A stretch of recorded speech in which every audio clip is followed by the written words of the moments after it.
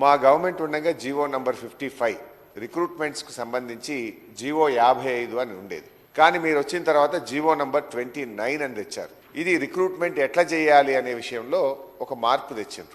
దీనివల్ల ఎవరికి నష్టమవుతుందంటే SC, ST, బీసీలకు అన్యాయం జరుగుతాం.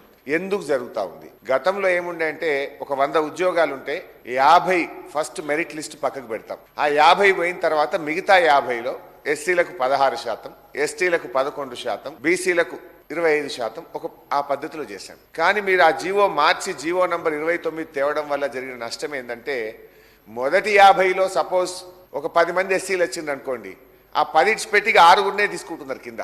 పాపం ఆయనకు మెరిట్లో వచ్చింది, ఆయన ఓపెన్ కాంపిటీషన్లో వదిలాల్సినటువంటి ఎస్సీని మీరు అక్కడ ఆ 10 మందిని లెక్కకు తీసుకోవడం వల్ల 6 ఎస్సీలను మాత్రమే తీసుకొని ఇక మీ 16 కోట అయిపోయింది అంటుండ్రు. అంటే దీనివల్ల ఎవరికి నష్టం?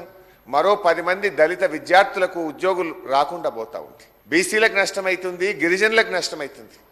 బట్ బట్టి గారితో నా రిక్వెస్ట్ ఏంటంటే మీకు సోషల్ కన్సర్న్ ఉంది కనుక ఈ జీవో వల్ల దళిత గిరిజన బలహీన వర్గాల విద్యార్థులకు నష్టం జరుగుతుంది కనుక ఇది గ్రూప్ 2, గ్రూప్ 1, గ్రూప్ 3 ఈ ఉద్యోగాల్లో ఈ తప్పుడు జీవో మీరు మార్చారు. మీ ప్రభుత్వం వచ్చిన తర్వాత దీన్ని రివ్యూ చేయండి. అవసరమైతే మీరు మీటింగ్ పెట్టండి. I will come to your meeting hall. మీరు ఏ టైంకు ఎప్పుడు ఎక్కడికి పిలిస్తే అక్కడికి వస్తా, అన్ని వివరాలతో వచ్చి మీకు ఎక్స్ప్లెయిన్ చేస్తా. Let us help the SC, ST, BC students in getting the employment.